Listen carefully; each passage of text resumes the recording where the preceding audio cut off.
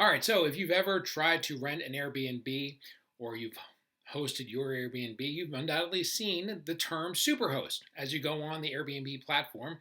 Superhost. You ever wonder what that meant?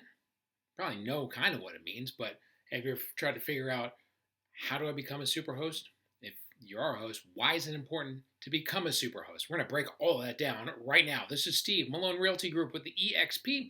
We've been sharing our Airbnb journey as we bought our short-term rental in late July of this year. We're now at the beginning part of October, and being that we're at the beginning part of October, we just found out we're superhosts. Yay! That's kind of why we're talking about it right now. We're superhosts.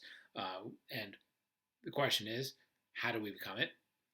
Why is it important? Why is it important if you were renting to rent from a superhost? All those things. So I want to kind of break it all down. There are probably 5 million YouTube videos that talk about this. This one's mine. So here we go. In this video, what we're going to talk about is Airbnb Superhost, how to become one. If you're renting, why is it important? If you're an owner, why is it important? And at the end of the day, numbers wise, does it really matter financially if you're a superhost? It does.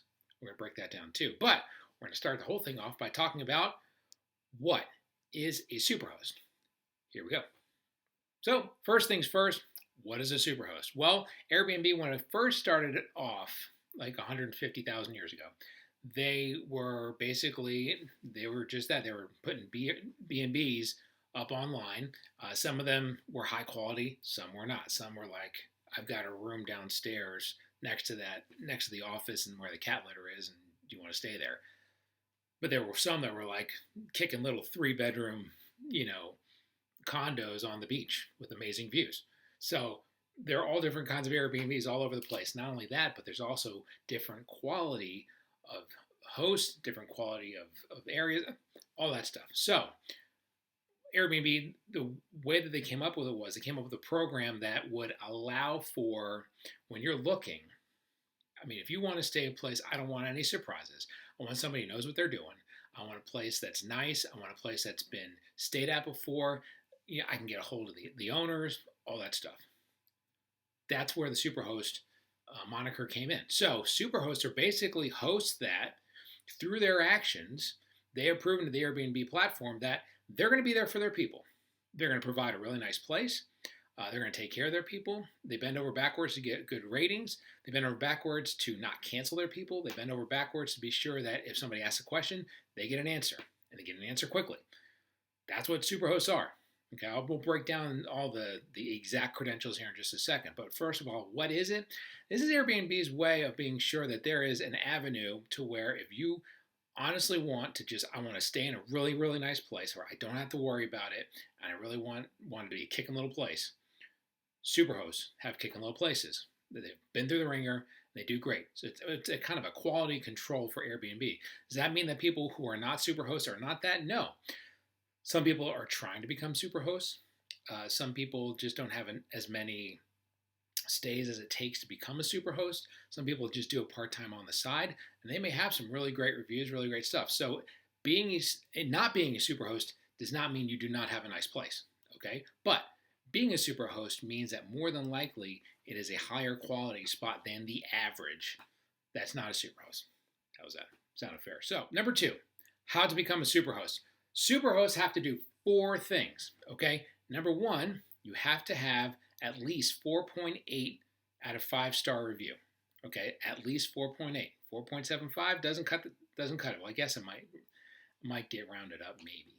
I'm not quite sure how that works. But 4.74, no. It has to be 4.8 or higher. So what that means is people are working hard to be sure they're getting high quality reviews. So that's number 1. Number 2, you have to have a better than 90% response rate. The response rate is you have to respond to somebody within 24 hours. In other words, if you have a little tree house, let's say in Saskatchewan, I just made that up. I pulled that out of my rear end. But let's say you got a little tree house in Saskatchewan that you put up there like 2 years ago and you just completely forgot about it.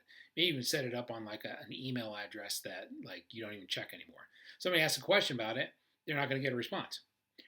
That's not quite the quality control that Airbnb wants with the Superhost moniker. Superhost moniker means it's somebody who's going to get back with their people, take care of their people. They're in there, they're plugged in all the time. Okay, so that you have to have better than 90%. So that's number 2. So again, better than 4.8 stars. You have to have less or better than 90% response rate. Number 3, your cancel rate has to be less than 1%. So if I get somebody and I'm worried about them, jacking my place up or whatever, I can cancel them. If for whatever reason, that does give me a hit. It has to be less than 1%. That's a pretty low number. We got to accept everybody that comes in. So we got to be sure that we're accepting the right people. Sometimes if somebody has to cancel, we tell them, I need you to cancel. I can't cancel you. Just because it's a hit on us as superhosts or as people who want to become superhosts. If it's greater than 1%, you're not eligible to be superhost until the next time around. They check it 4 times a year. January 1st, April 1st, July 1st, October 1st. So every 3 months, they check to see if you're a superhost. Okay, so the last round just came through. That's when we got picked up as a superhost. So less than 1%. We haven't had to cancel anybody yet, and that's not my goal. My goal is to keep everybody. But in the event that somebody does have to get canceled, then you have to weigh, is it worth losing superhost status to cancel somebody? Again, that's a business decision, and we'll have to see how that all plays out. But that being said, that's number 3. You have to have less than 1% cancel rate. Number 4, you either have to have 10 stays within the last year or 3 stays within the last year, totaling at least 100 days. So like if you have like a longer term, like you have like a 2-month renter here, 2-month renter here, 2-month renter here, that counts. Or if you have just 10 stays in general. The goal is Airbnb doesn't want to have just one renter in there for the whole time, and they say, oh yeah, it's great, 5 stars. Is it really a 5-star? It's just one person that's been in there. They haven't had to have it cleaned. There's probably not a whole lot of back and forth with you and the owner. So it doesn't quite meet the standards that Airbnb wants to hit. So for that reason, they want at least 10 stays in the last year, or 3 stays of 100 days, or 100 nights rather. So there you go. So those are the 4 things. It's not crazy. It's not like supremely hard, but it does indicate that the sellers are working. This is kind of I don't necessarily say a full-time job, because for us it's not necessarily a full-time job, but we're plugged in every day. Like if somebody sends us a message, we shoot the message back pretty quick. We're plugged in every day because we're trying to build this business. We're trying to build up, and that we're trying to earn our superhost status. We have now earned it as of October. Our job now is to keep it going forward. Okay, so that's how to become a superhost. All those parameters are all enhanced parameters that Airbnb has come up with to say, if you do all this stuff, you're a superhost, and we will reward you. Okay. All right, so number 3, if you're renting, why rent from a superhost? All the things we've been talking about. They're people that take care of their place. People have stayed there and given good reviews.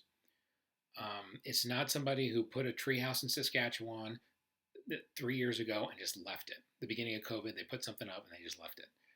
The people have been plugging along, taking care of their people, not canceling. So you're pretty sure you're going to keep your reservation going forward. And if you have a question, they're going to answer it. So that's all the things, like if you're renting, that's all the things you always worry about. It's like, shoot, I'm taking my family. Like if I'm going down to Destin, for the week, and I always talk about Destin, but if I'm going down to Destin for the week, I don't want a place that like just came on and looks kind of sketchy. I want a place that looks like it's got a bunch of reviews. I want a place that looks like, it's been established. And whether it's on VRBO and they have their own Superhost type of program, it's not called Superhost, but and then Airbnb has their Superhost program. That's how you know it's kind of the cream of the crop. You know what I mean? So if you're putting all your eggs in the basket, if you're putting your family's vacation out there, that's where the Superhost moniker works. The other cool thing is, if you want to, you can search on Airbnb simply for Superhost status places. So you can look in, let's say I'm looking up in LJ, right? Right here in Georgia. I'm just outside LJ. We're in Talking Rock. So if I'm in LJ and I'm looking at all the places, you'll see all the ones that get that have high reviews, or they have high SEO or whatever, and you can filter them by just Superhosts. Okay. Now, one of the cool things about that is when you start with Airbnb as an owner, and you then have your place on Airbnb. For the first month, they give you a bump. They give you kind of an artificial bump in SEO to try and get you going, which is great. It helped us out, helps a lot of people out, and that's great. But sometimes you don't know who's a really good host because they just started, and who's not a really good host because they just started, right? And sometimes the hosts don't even know. I mean, we're now 2.5 months in, gotten a lot of 5-star reviews. Haven't had one less than 5 stars yet, thank God. So we're doing what we need to do. But that being said, if you don't want to get caught up in a brand new person and wondering if is this really going to work out, you can filter by just Superhost. That way, you know you're going to be looking at high quality places, priced right, people that you can reach out to, and if you have questions, they're not going to cancel you. Cream of the crop. You can search by Superhost. So, as a buyer, or as a renter, I should say, Superhost status means you can feel a little more comfortable about the place that you're going to stay, because they've gone through all those different markers that Airbnb says is important. Again, to reiterate, because I don't want to step on toes and I don't want to piss anybody off, if you are not a Superhost, that does not mean you don't have a kick in place. I've seen plenty of places online that are kicking, and they're not Superhosts. They may have had to cancel a couple people. Like if you have 50 renters in 50 days, and you're rocking and rolling, getting them all in and out, great. And they all leave 5-star reviews, but you had to cancel one person, your cancellation rate's 2%. You're not a Superhost. That sucks. But it is what it is. That's the name of the game. So because somebody is not a Superhost does not mean that they stink. The other thing is there's a lot of people who leave just crappy reviews. And they did a great job. I'll give you a perfect example. We hear a lot about in our Facebook groups that people leave, like in the text, they say, oh, this place was great. I can't believe it. I love my place. I love these people. I'm gonna always come back here. I'm telling my grandmother about it. My dog knows about it. They love it. And give it 4 stars. They give it 4 stars because they think to themselves, well, I mean, there's 5-star hotels and 4-star hotels. And this ain't no 5-star hotel. It's like a 4-star hotel. So I'm leaving 4 stars. Which is not like, that's not how the thing works. They should leave 5 stars. Because of that, then their stars may be down. They might be at 4.7. 4.7 is a kick in place, man. If you had it on the market for like 3 years and you're at 4.7 and you've had like hundreds of people stay there, you're doing really well. But you're not a Superhost. So again, if you're not a Superhost, it does not mean that you're not a kickin' little place. But more than likely, the kickin' little places, or the Superhosts, are more likely to be kickin' little places than non-Superhosts. So there you go. All right, if you are an owner, why do you want to become a Superhost? Okay, a lot of the stuff I just said. I keep stepping over myself. I'm not doing very good at this. All the stuff I just said. The renters can search you out as a Superhost. That's cool. It's going to increase your SEO. Okay, it's going to increase your visibility to people looking for places. And if they're looking for cream of the crop, guess what? You're in there. Number one. Number two, nobody really knows exactly what goes into the Airbnb algorithm to make things pop to the top. I've heard it called an interest algorithm. Okay, like if you have really nice pictures, if people look at your place and they stay online for a while and keep looking at it, the interest algorithm picks it up and they'll show you more.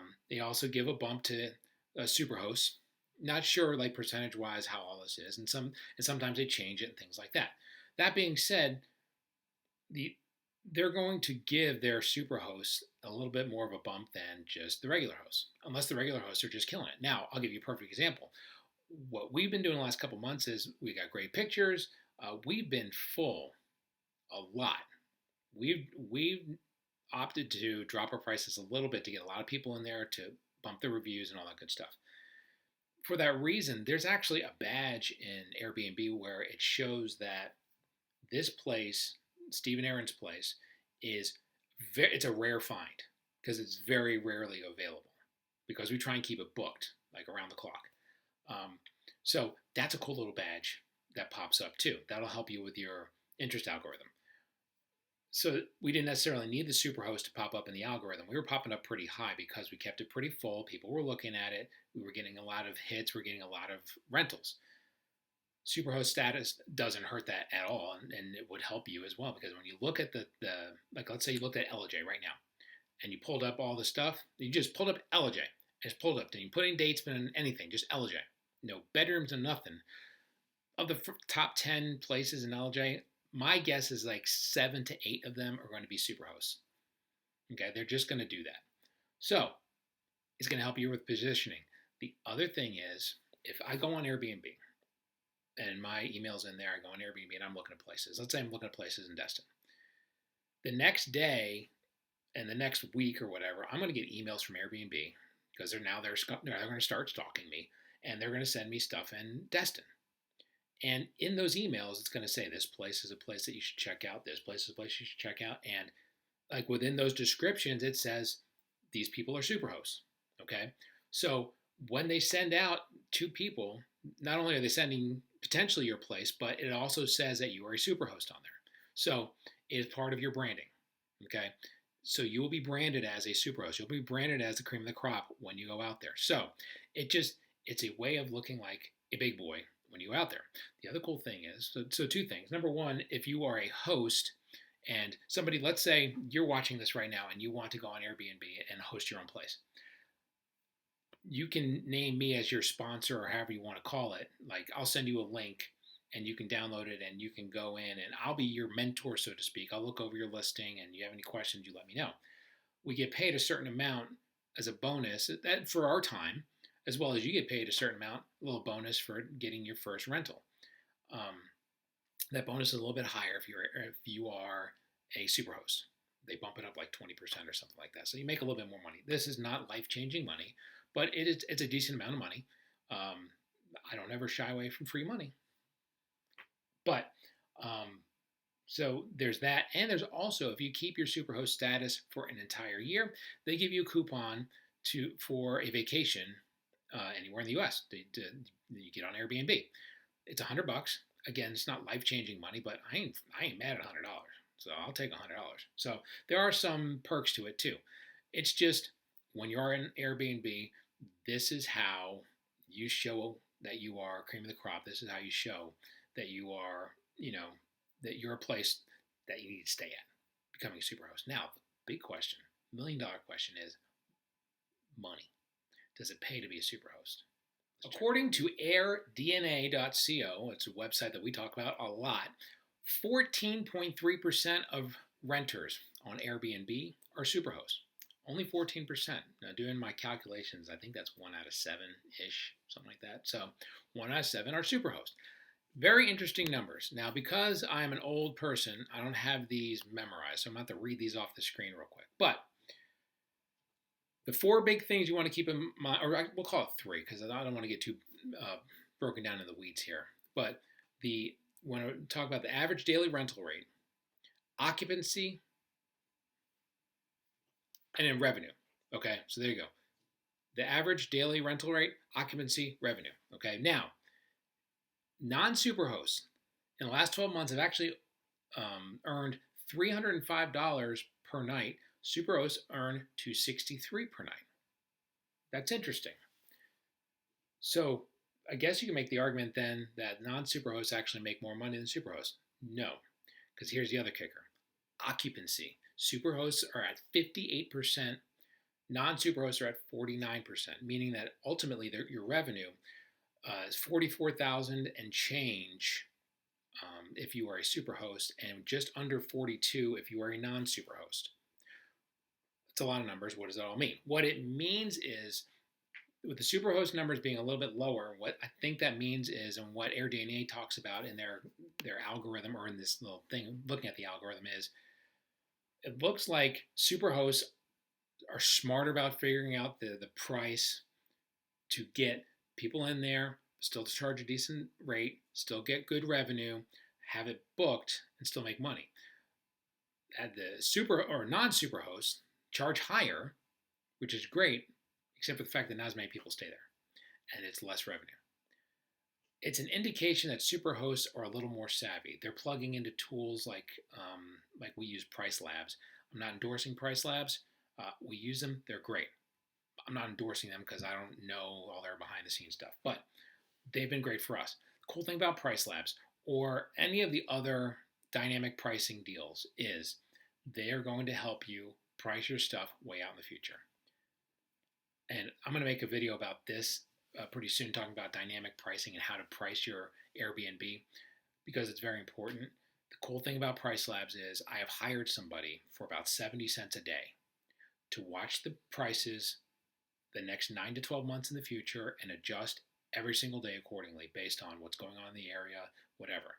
It's the easiest $21 a month I spend like at all, is by having Price Labs look over my prices. Okay. So that being said, so the savvy homeowner, the savvy Airbnb owner is going to do dynamic pricing and be smart about their pricing to where they try and hit that perfect stride of, yeah, you can have, if it's a 31-day month, we're in October, it's 31 days, I could charge, $50 a day and have it fully booked. I don't want to do that. Or I could charge $1,000 a day and maybe get 4 days booked. Probably end up with just 2, maybe. Or there's a middle part where you're making decent money, but you're still having higher numbers. That's where the savvy Airbnb owner is, and those savvy Airbnb owners just happen to end up becoming Superhosts. So to me, looking at those numbers from AirDNA, I think that they're probably making the argument that if you become a Superhost, you're going to make more money. I'm going to make the argument that if you're a savvy Airbnb owner and you're doing all the right things, you're going to make more money. And by that, you're also going to become a Superhost. If you're doing all the right things, not only are you going to make more money, but you're also going to become a Superhost. So that's what I think. I just think it's indicative of the indicative of the fact that the one doesn't cause the other. They're kind of both offshoots of being a savvy Airbnb owner. Okay, so there you go. That's my thought. Yes, you make more money, but you were already making more money anyway, even if you weren't quite a Superhost. So it does give you an idea, though. 1 out of 7 is a Superhost, so it's kind of a big deal. It's a badge of honor that people wear. So the one thing I did see online is somebody, when people were talking about, hey, they're Superhosts, and there were some people that were saying, you know what, being a Superhost is not a big deal. It's just Airbnb making money off of you and proving that you need them to make money and blah, blah, blah. And it's really more, you're giving Airbnb free publicity and this and that, da-da-da. Say what you want about Airbnb. I'm renting my place out. If I didn't have Airbnb, I don't know how I'd get in front of people. I don't know of anybody else who starts their short-term rental business. I go through Airbnb and I go through vrbo right now. We're going to launch our direct booking site soon. As soon as we hit the next status in vrbo, we'll talk about that in a future video too. But without Airbnb, without their algorithms, without their website, without their marketing, without all of that, without all the groundwork they've laid over the last 12 years, we would not have had the success that we've had at our place. We'd be sucking wind. We'd be way underwater on budget. Okay? You can be mad at Airbnb all you want. Airbnb is putting a lot of money in a lot of people's pockets that are owners. And I'm not saying I'm making money. Right now, I mean, we're basically breaking even right now because we're early on in the game. But the money I'm getting in my pockets is paying for this. Okay? So I'm not mad at Airbnb. Thank you, Airbnb, for helping us, get to this point. And thank you, vrbo, for helping us get to this point. And thank you, Internet, and thank you, all that stuff. I guess I got to thank Al Gore since he invented the Internet. But that was a joke. So don't at me, bro. So I say all that to say people get mad at Airbnb for all kinds of funny reasons. And there might be reasons to be mad at them. But on the whole, they deliver a lot more than you'd be able to deliver by yourself. So I ain't mad at them all. So Airbnb, I'm with you. Let's do this. All right, so there you go. Kind of broke down what is Superhost. I tried to make it as entertaining as possible. Tried not to ramble too much. I think it's going to end up being a pretty long video, so my apologies. If you made it to this point, God bless you. You listen to me a lot more than my wife does, so God bless you. Thanks for sticking around. But if you have questions about, about your Airbnb, like, what am I doing wrong? Like, how do I get to Superhost? Like, yeah, you told me how to get to Superhost, but here's my listing. What am I doing wrong? Or I answered somebody like this. What am I doing? You have questions about that. I love talking about it. I try to give back because a lot of the first month we're asking a crap ton of questions in a lot of the forums, and a lot of them, when I look back on them, were stupid questions. But I was asking them anyway because I didn't know. So it's time for us to give back now that we're kind of over the first hump. like getting launched. Now we're trying to get over the next hump, and continue to go up the mountain.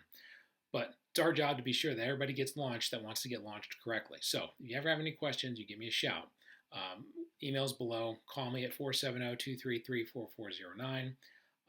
And if you have any more questions or you want to check out our rental or anything like that, it's down in the description below as well. Thank you for your time. This is Steve, Malone Realtor Group, EXP.